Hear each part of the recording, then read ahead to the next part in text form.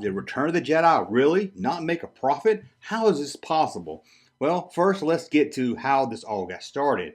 As many of you probably know, there's been a rift between George Lucas, Lucasfilms, and David Prowse, the man who played Darth Vader inside the suit. We all know James Earl Jones did the voice, but David Prowse was the guy in the suit. I did a whole video about their feud, check it out. Well, in an interview a few years back, David Prowse talked about how he hasn't gotten some promised money for playing the part of Darth Vader. It seems in his contract that he got a bonus or part of the profit once the film hits profit. But according to David Prowse, he keeps getting letters from Lucasfilm stating there's no money to give him because the film has yet to hit a profit. What seems unheard of. We're talking Return of the Jedi here. Worldwide, the film made $374 million, and that was in 1983 money, so you know it's a lot more than that today. But that's not counting the money it made from the special edition. That brought its total earnings up to over $570 million. Still, no profit? How much money did it cost to make this film? But let's look at the quote from David Prowse. He says the letters start out saying they regret to inform him that the film Return of the Jedi has never gone into profit. And, in his words, they have nothing to send him. He says that he's made money off Star Wars, and it's not really for him about the promised money. He just thinks if there's gold at the end of the rainbow, and that he was supposed to have some of that gold, then he needs to have it. A few years ago, the website Times Online reached out to Lucasfilm for a comment on this,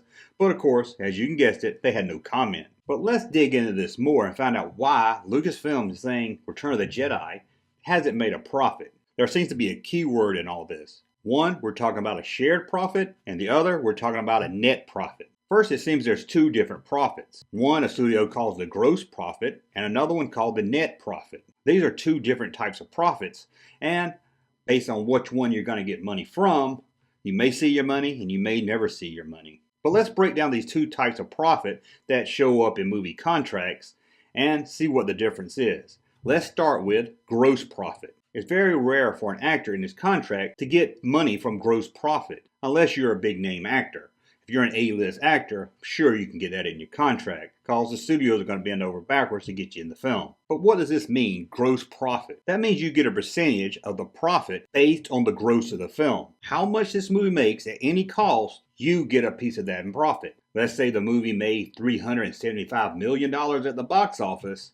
You get a profit of that $375 million right there. And it's easy for actors, producers, agents, everyone to really see how much a movie's made. So it's really hard for the studio to hide anything when those numbers are so public. If you're one of these lucky actors or an A-list producer or director and you're able to get gross profit into your contract, you're going to make a lot of money if the movie's a hit. In fact, there's a lot of actors out there, or I guess directors and producers, who will take a pay cut from their normal salary to do a film so they can get gross profit, as it's going to be a lot more money for them than what they're normally paid. Now, it's unlikely that David Prowse is talking about gross profit, being that he's not an A-list actor, and I doubt any of the actors got gross profit, at least for the 3 original films. But it's very, very unlikely that the contract David Prowse signed had him getting gross profit. It's more likely that he's going to get money received from net profit. So what's net profit? Well, let's look into that. It's something that in a contract, to an actor signing it, looks like a great deal. But in reality, it's something most studios never ever pay anyone. As an actor or a producer, it's money you'll never see. As long as a movie is still having expenses, very few films ever show a net profit on the books anyway. As long as a movie is still generating some type of expense, they're going to still say they haven't received net profit yet. So let's say George Lucas was at Celebration, and there he was going to talk about Return of the Jedi. And there at Celebration, you had to pay for Lucas's travel to get there, his hotel room, food, and other expenses.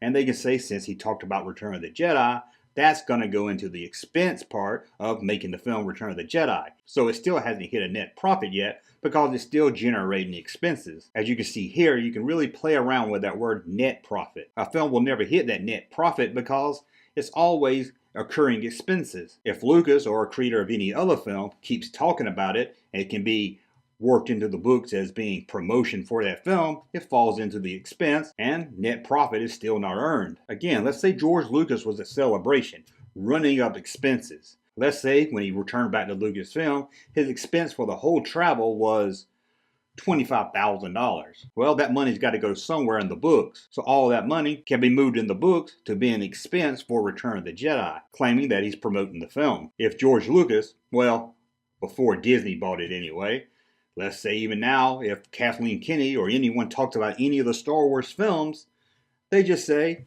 that's part of the expense of promoting that movie. Doesn't have to be Return of the Jedi.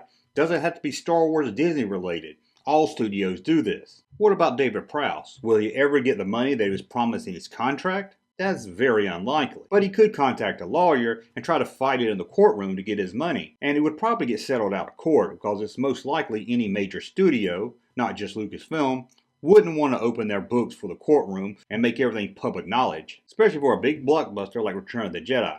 You don't want people digging around those accounting books, finding out how you're moving around all your money. So it seems David Prowse could probably try to pull him into court, where they would settle out of court and he could get some of that profit he feels he deserves. But that's probably very unlikely. But that's the difference between gross profit and net profit. Gross profit's the good one. Net profit is the one where studios are going to scam you out of some money that you thought you were going to get. So technically, in a way, since Return of the Jedi is still taking expenses by promoting it when someone talks about it, it technically hasn't made a net profit.